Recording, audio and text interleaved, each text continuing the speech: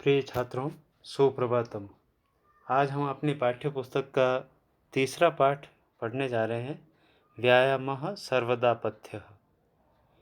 यह जो पाठ है, प्रस्तुतः अयं पाठः प्रस्तुतः अयं पाठः प्रस्तुत यह पाठ आयुर्वेदस्य प्रसिद्ध ग्रंथः, आयुर्वेद के प्रसिद्ध ग्रंथ सुश्रुत संहिता इत्यस्य चिकित्सा स्थाने वर्णितं चतुर्विंशति अध्यायात् चतुर्विंश यानी 24वें अध्याय से समुद्रतो अस्ति लिया गया है।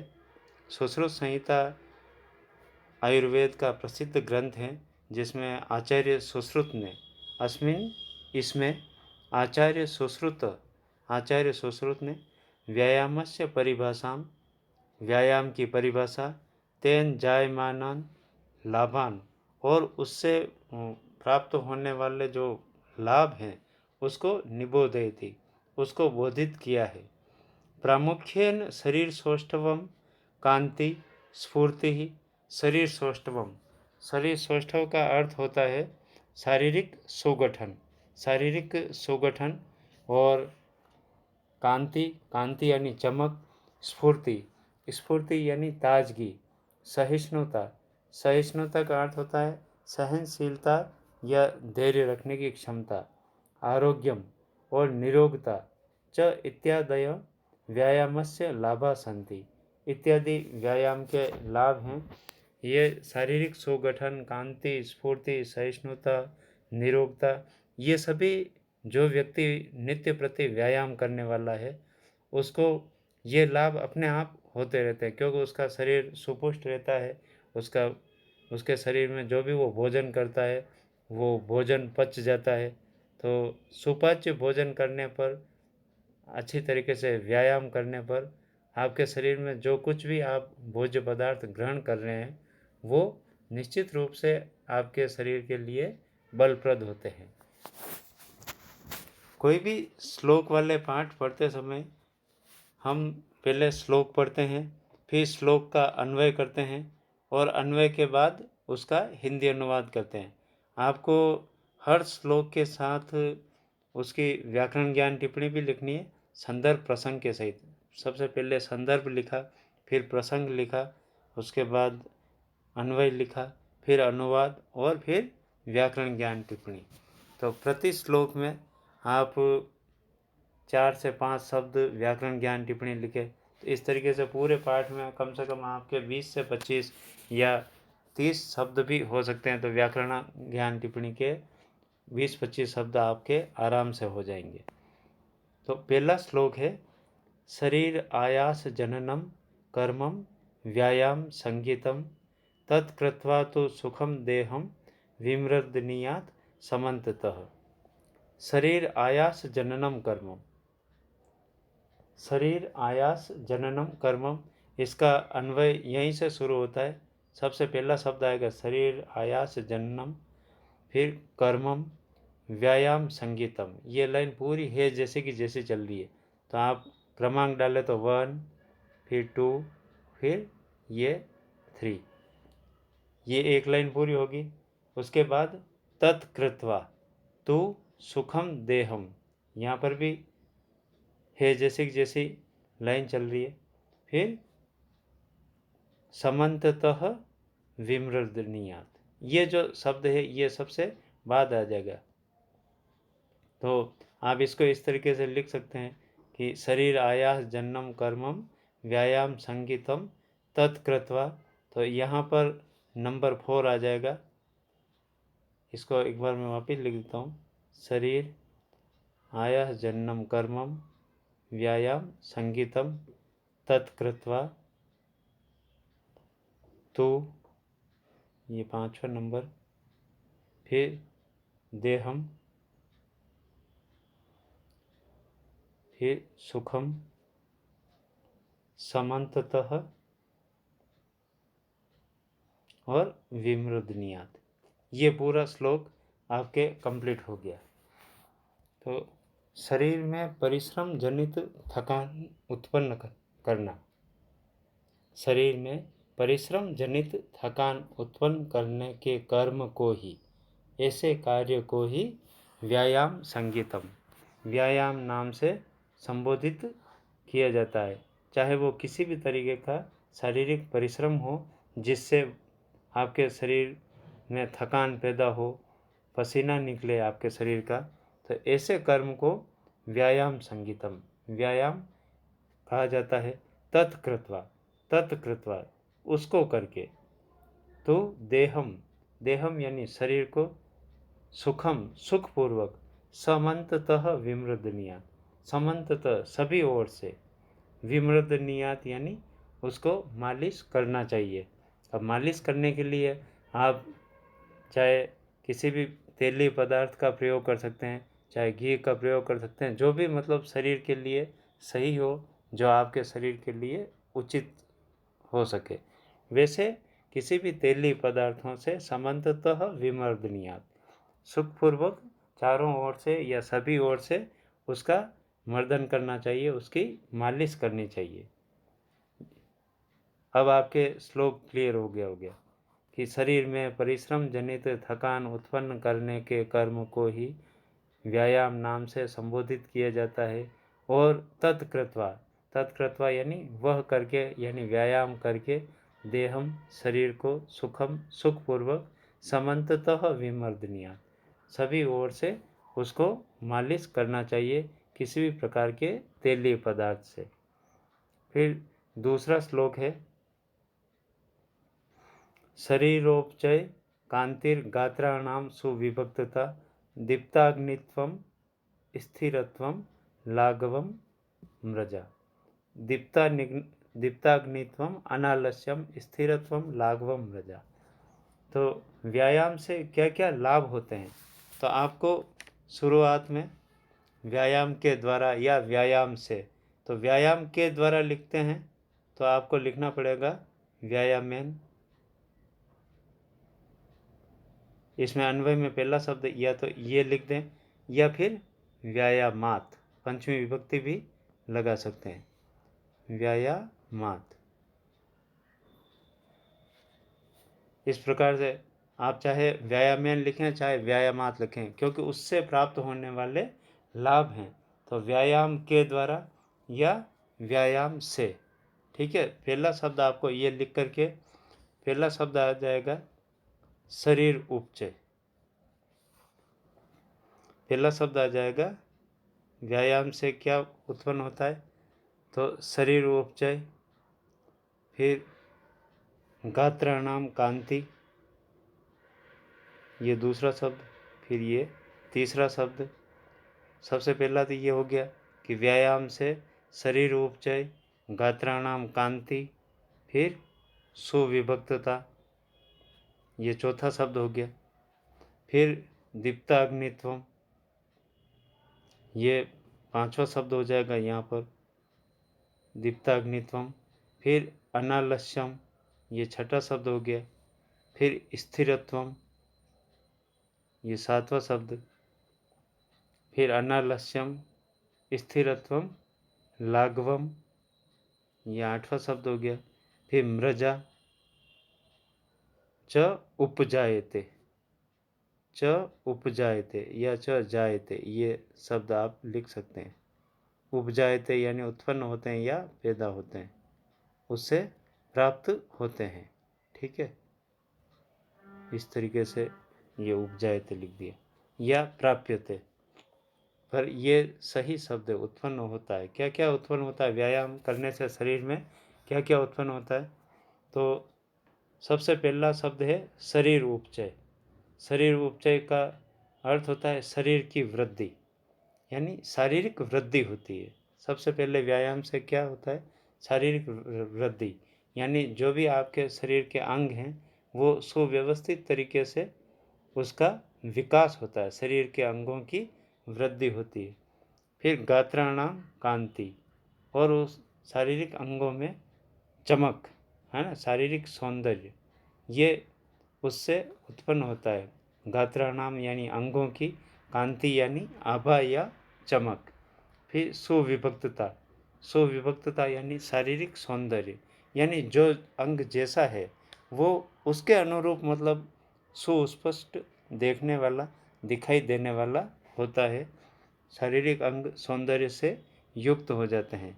फिर दीप्ताग्नित्वम, दीप्ताग्नित्वम यानी जो जठराग्नि है, यानी भूख का लगना। तो जठराग्नि का प्रदीप्त होना अर्थात भूख बढ़ जाती है, क्योंकि जो भी आप भोजन कर रहे हैं वो सुपाच्य हो जाएगा, अच्छी तरीके से पचने वाला होगा। तो इससे क्या होगा कि आपको भूख लगेगी। फिर अनालस्यम, आलस्यहीनता, शरीर में आलस्यहीनता रहती है, यानी आप बिल्कुल ताजगी से युक्त रहते हैं, आपके शरीर में आलस्य नाम की कोई चीज़ नहीं रहती। फिर स्थिरत्वम, स्थिरता, धैर्य यानी निर्णय लेने की क्षमता, आप कोई सी भी समस्या आने पर आप में घबराहट कभी भी पैदा नहीं होगी, स्थिरता होगी आप में। फिर लाघवम, लाघवम यानी फुर्ती, शरीर में स्फूर्ति रहेगी। और मृजा, स्वच्छीकरणम यानी आपका शरीर स्वच्छ रहेगा बिल्कुल, क्योंकि जब आप कसरत करेंगे, व्यायाम करेंगे, तो उससे आपके शरीर से पसीना निकलेगा, तो पसीने के साथ कई सारे रोगी पदार्थ भी बाहर निकल जाते हैं। इत्यादि प्राप्यते व उपजायते व भवन्ति, कोई सा भी शब्द यहाँ पर आप अंतिम लिख सकते हैं। तो ये श्लोक यहाँ पर कंप्लीट हो जाता है। और उसके बाद और व्यायाम से क्या क्या फायदा होता है। तीसरा श्लोक कि श्रम क्लम पिपाशोष्ण शीत आदि नाम सहिष्णुता आरोग्यम चापि परमम व्यायामाद उपजायते। तो व्यायामात या व्यायामेन, पहला शब्द आपको ये लिखना है, व्यायामात या व्यायामेन। तो मैं यहाँ पंचमी का शब्द लिख रहा हूँ, व्यायामात। व्यायामात किम किम भवति, तो सबसे पहला शब्द है श्रम, श्रम क्लम, यहाँ पर 1 नंबर डाल देते हैं, श्रम क्लम। फिर दूसरा शब्द है पिपासा, तीसरा है उष्ण। ये पिपाशोष्ण लिखा हुआ है, तो पिपासा प्लस उष्ण यानी यहाँ गुण संधि हो रही है। फिर शीत आदि नाम सहिष्णुता, शीतादि नाम भी लिख सकते हो या शीत आदि नाम भी लिख सकते हो। फिर सहिष्णुता, शीत आदि नाम सहिष्णुता। परमम च, परमम च आरोग्यम अपि, च प्लस अपि, चापि, ये दीर्घ संधि का शब्द होगा। परमम च आरोग्यम अपि व्यायामात उपजायते, ये व्यायामात। और फिर अंतिम शब्द आ जाएगा उपजायते, यानी व्यायाम से क्या क्या और होता है। तो श्रम क्लम, पहला होता है परिश्रम जनित थकान, जब आप व्यायाम करते हैं तो आपके शरीर में श्रम जनित थकान उत्पन्न होती है।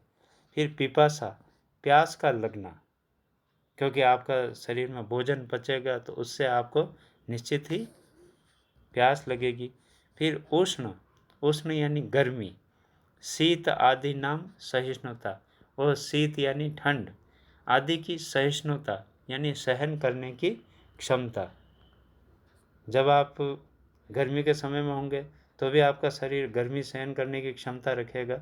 और शीत आदि नाम सहिष्णुता यानी शीत ठंड लग रही होगी तो ठंड के समय में भी आपका शरीर उसके अनुसार ढल जाएगा। परमम चौ, और भी उससे भी अधिक। आरोग्यम अपि, शरीर में निरोगता, सबसे मुख्य कि शरीर में रोग नहीं रहता, क्योंकि पसीने के साथ आपके कई सारे विषय विकार वो पसीने के साथ बाहर निकलते रहते हैं। तो आरोग्यम अपि व्यायामात उपजायते, व्यायाम से उत्पन्न होते हैं। एक साथ मैं इसका हिंदी अनुवाद बता रहा हूँ कि व्यायाम के द्वारा परिश्रम जनित थकान, पिपासा प्यास का लगना, उष्ण और शीत आदि नाम सहिष्णुता, गर्मी और ठंड सहन करने की क्षमता, शारीरिक क्षमता। परमम च, और भी ज़्यादा। आरोग्यम अपि व्यायामात उपजायते, आरोग्य यानी निरोगता भी व्यायाम से उत्पन्न होती है। चौथा श्लोक देखें। न चास्ति सदृशं तेन किंचित स्थौल्यापकर्षणम न च व्यायामिनं मर्त्यम अर्धयंत्यर्यो बलात्। तो आपको पहले इन शब्दों का विच्छेद करना जरूरी है। चास्ति का तो आप जानते हैं, च प्लस अस्ति चास्ति। तो कौन सी संधि हो रही है? च प्लस अस्ति, दीर्घ संधि।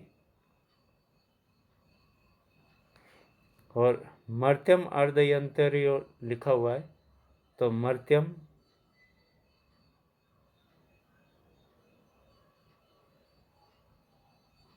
प्लस अर्धयंती,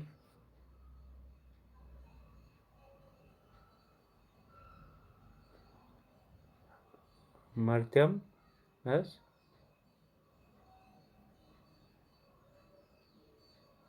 अर्धयंती, उसके बाद अर्धयंती के बाद अरयः।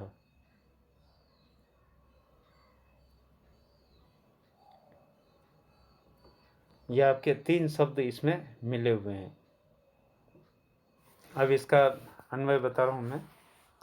तेन च सदृशम, पहला शब्द आएगा तेन च, फिर सदृशम, तेन च सदृशम किंचित स्थौल्य अपकर्षणम। ये पूरा एक ही शब्द है, आप चाहे तो अलग भी लिख सकते हैं। किंचित स्थौल्य अपकर्षणम, फिर न और अस्ति, च के बाद जो अस्ति शब्द है चास्ति। तेन च सदृशम किंचित स्थौल्य अपकर्षणम न अस्ति। फिर सेकंड लाइन में चलते हैं। व्यायामिनम मर्त्यम, यहाँ पर 7वां शब्द ये है व्यायामिनम, फिर मर्त्यम, फिर अरयः, व्यायामिनम मर्त्यम अरयः बलात् च, बलात्, फिर च, फिर न और अर्धयंती। ये अर्धयंती शब्द यहाँ पर, ठीक है। अब ये इसका पूरा अन्वय हो गया। ही तेन च सदृशम, तेन यानी उसके समान। किसके समान? तेन च सदृशम, उसके समान, उस व्यायाम के समान।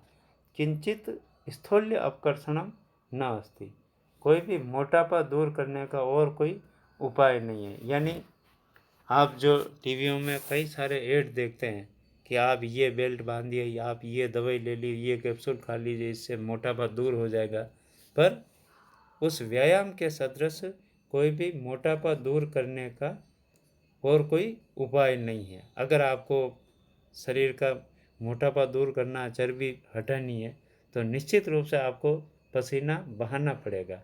और उससे भी अधिक लाभ कि व्यायामिनम मर्त्यम, उस व्यायाम करने वाले मनुष्य को, मर्त्यम यानी मानव या प्राणी को या मनुष्य को, अरयः, अरयः यानी शत्रु, अरि अरि अरय कवि शब्द की तरह है।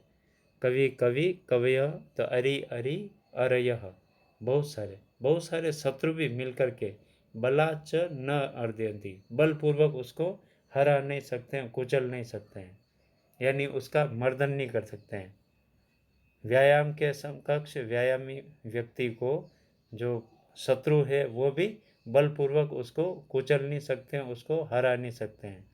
एक बार वापस अनुवाद बता रहा हूँ कि तेन च सदृशम, उस व्यायाम करने के समकक्ष किंचित स्थौल्य अपकर्षणम न अस्ति, यानी कोई भी मोटापा दूर करने का कोई उपाय नहीं है। और व्यायामिनम मर्त्यम, व्यायाम करने वाले मनुष्य को, मानव या प्राणी को, अरयः बलात् च न अर्दयन्ति, शत्रु भी बलपूर्वक पीड़ित नहीं कर सकते हैं, कुचल नहीं सकते हैं। 5वां श्लोक देखें। न चैनम सहसा क्रम्य जरा समधिरोहति स्थिरी भवति मांसम च व्यायामाभिरतस्य च। चैनम लिखा हुआ है तो च प्लस एनम, यहाँ पर कौन सी संधि होती है? वृद्धि संधि। फिर सहसा क्रम्य तो सहसा प्लस आक्रम्य, सहसा प्लस आक्रम्य। फिर समधिरोहति तो सम प्लस अधिरोहति, और व्यायामाभिरतस्य तो व्यायाम प्लस अभिरतस्य। अब सभी शब्द आप आराम से समझ पाएंगे। न चैनम सहसा क्रम्य जरा सम अधिरोहति स्थिरी भवति मांसम च व्यायामाभिरतस्य च एनम, चैनम लिखा हुआ ना, तो एनम, एनम शब्द सबसे पहले आएगा। एनम सहसा आक्रम्य, एनम की जगह आप कोष्टक में एक व्यायामिनम शब्द भी लिख सकते हो। एनम यानी इसको किसको? व्यायामिनम, व्यायाम करने वाले को। एनम इस व्यायामिनम, इस व्यायाम करने वाले को सहसा आक्रम्य, दूसरा शब्द होगा सहसा आक्रम्य जरा न और समधिरोहति, ये पांचों शब्द। च एनम, और इसको, इस व्यायामी व्यक्ति को सहसा आक्रम्य, सहसा अचानक आक्रमण करके, जरा न समधिरोहति, बुढ़ापा उसके शरीर पर सवार नहीं होता है। जो व्यक्ति नित्य प्रति व्यायाम करता है उसके शरीर पर बुढ़ापा हावी नहीं होता है। और व्यायामाभिरतस्य च, ये छठा शब्द, व्यायामाभिरतस्य च मांसम और स्थिरी भवति। व्यायामाभिरत, नित्य प्रति व्यायाम करने वाले व्यक्ति को, व्यायामाभिरतस्य, निरंतर व्यायाम करने वाले व्यक्ति के शरीर पर मांसम च स्थिरी भवति, उसके शरीर का मांस भी स्थिर रहता है, यानी मांसपेशियां बिल्कुल ढीली नहीं पड़ती है, त्वचा पर कोई भी झुर्रियाँ वगैरह नहीं पड़ती, उसका शरीर हर समय सुपुष्ट रहता है। अब इस श्लोक को मैं एक बार वापस समझा देता हूँ कि एनम च, और इसको, इस व्यायामी व्यक्ति को सहसा आक्रम्य, सहसा आक्रमण करके जरा न समधिरोहति, बुढ़ापा उस पर सवार नहीं होता, यानी बुढ़ापा उस पर आक्रमण करके सवार नहीं होता है। चाहे वो 50 वर्ष की उम्र वाला हो, चाहे 60 वर्ष की उम्र वाला, फिर भी वो जवान दिखेगा। और व्यायामाभिरतस्य च, और निरंतर नित्य प्रति व्यायाम करने वाले व्यक्ति के शरीर का मांसम च स्थिरी भवति, उसके शरीर का मांस भी सदैव स्थिर रहता है। फिर इससे आगे वाला एक श्लोक और देखेंगे, छठा श्लोक। व्यायाम स्विन्न गात्रस्य च पदभ्याम उद्वर्तितस्य च व्याधय नोपसर्पन्ति वेन्नतेयम इवोर्गा वयो रूप गुणेर हीनम अपि कुर्यात सुदर्शनम। शब्दों का विच्छेद कर देते हैं। पदभ्याम उद्वर्तितस्य च, तो पदभ्याम प्लस उद्वर्तितस्य, या आप ऐसे विच्छेद कर सकते हैं। पदभ्याम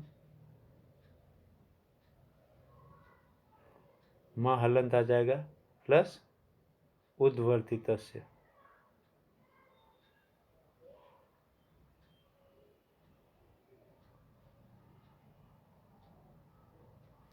पदभ्याम उद्वर्तितस्य। फिर वेनतेयम इव उर्गा, इस शब्द को भी अपन विच्छेद कर लेते हैं। वेनतेयम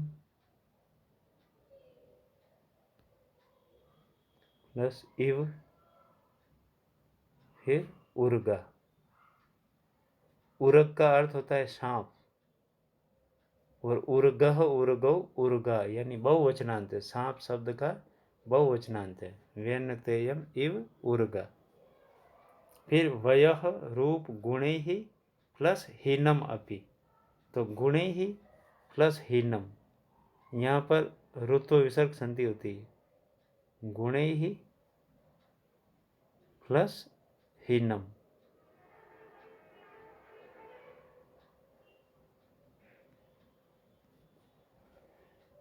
और कुरिया सुदर्शनम, ये तो क्लियर है शब्द। अब आपको अन्वय बताते हैं। पहला शब्द होगा व्यायाम स्विन्न गात्रस्य, ये शब्द है जैसा कि जैसा। व्यायाम स्विन्न गात्रस्य च पदभ्याम उद्वर्तितस्य, ये तीसरा शब्द। व्यायाम स्विन्न गात्रस्य और पदभ्याम उद्वर्तितस्य, ये च को आप आगे पीछे कहीं पर भी ले सकते हैं। वेनतेयम उर्गा इव, ये शब्द यहाँ पर आएगा चौथे नंबर पर। वेनतेयम, फिर उर्गा और इव। वेनतेयम उर्गा इव व्याधयः, व्याधयो लिखा हुआ है, यहाँ उत्त विसर्ग संधि का नियम काम करता है। व्याधय यानी बीमारियाँ। व्याधयः नोपसर्पन्ति, न प्लस उपसर्पन्ति, ये शब्द है। न प्लस उपसर्पन्ति, यहाँ गुण संधि होती है।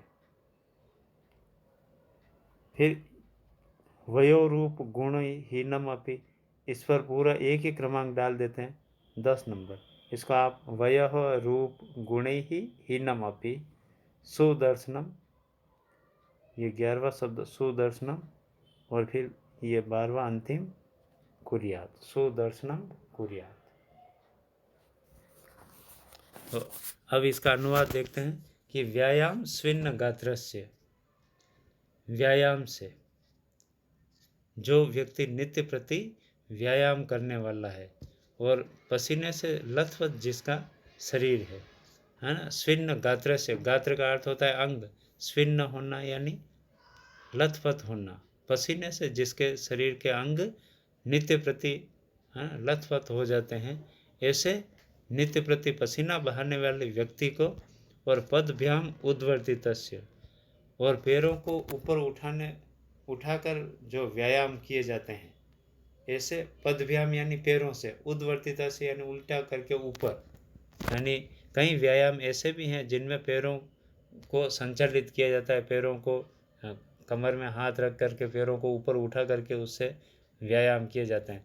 तो ऐसे पैरों को ऊपर उठा करके व्यायाम करने वाले व्यक्ति के शरीर को वेनतेयम उर्गा इव, वेनते, वेनते यानी गरुड़, वेनते का अर्थ होता है गरुड़ के, उर्गा इव सांपों की तरह, जिस प्रकार उस गरुड़ के पास सांप कभी नहीं जाते हैं। गरुड़ जानते हैं बाज, तो बाज और सांप के दुश्मनी होती है, जैसे ही सांप नजर आया तो उसको वो पकड़ करके ले जाते हैं, मार डालते हैं। तो वेनतेयम उर्गा इव, गरुड़ के सांपों की तरह, व्याधयः न उपसर्पन्ति, व्याधियाँ उसके पास नहीं आती। किसके पास? जो नित्य प्रति व्यायाम करने वाला है, ऐसे व्यक्ति के पास कभी भी व्याधियाँ नहीं आती है। और वयः रूप गुणे ही हीनम अपि, वयः, वय यानी आयु, आयु में वह छोटा है चाहे वो बड़ा है, रूप, वो रूपवान है या कुरूप है, दिखने में सुंदर लगे या नहीं लगे, और गुणे ही हीनम अपि, और गुणों से हीन होने पर भी, चाहे उसमें किसी भी प्रकार की कोई विद्या नहीं है, पर वो नित्य प्रति अगर व्यायाम करने वाला व्यक्ति है तो वो सुदर्शनम कुर्यात, यानी अच्छे दर्शन कराने वाला, यानी अच्छा दिखने वाला होता है। अब मैं इसका अनुवाद वापस बता देता हूँ कि व्यायाम स्विन्न गात्र से, पसीने से लथपथ शरीर वाले व्यक्ति का, है ना, जिस व्यक्ति का शरीर पसीने से लथपथ है, जिसके अंग मतलब पसीने से लथपथ हो रहे हैं, और जो नित्य प्रति पैरों को ऊपर उठाकर जो व्यायाम किए जाते हैं, ऐसे व्यायाम करने वाले व्यक्ति के पास विनीता के पुत्र गरुड़, है ना, तो वेनते का अर्थ होता है गरुड़, तो गरुड़ के सांपों की तरह वेन तेयम उर्गा इव, गरुड़ के सांपों की तरह व्याधयः न उपसर्पन्ति, व्याधियाँ उसके पास नहीं आती है। और वयः रूप गुणहीनम अपि, आयु के कम ज़्यादा होने पर, सुंदर हो या सुंदर नहीं भी हो तो भी, गुण ही गुणवान हो चाहे वो निर्गुणी हो, हीनम अपि, उनसे हीन होने पर भी सुदर्शनम कुर्यात, अच्छा दर्शन कराने वाला होता है। यहाँ पर आपके इस पाठ के 6 श्लोक कंप्लीट हो जाते हैं। और आगे वाले जो 5 श्लोक हैं इस पाठ के, उन 5 श्लोकों को हम अगले क्लास में पढ़ेंगे, भाग 2 में। तो आप इन श्लोकों का सप्रसंग अनुवाद कीजिए और कॉपियों में इनको सप्रसंग अनुवाद को लिखना है व्याकरण ज्ञान टिप्पणी सहित। ठीक है, धन्यवाद।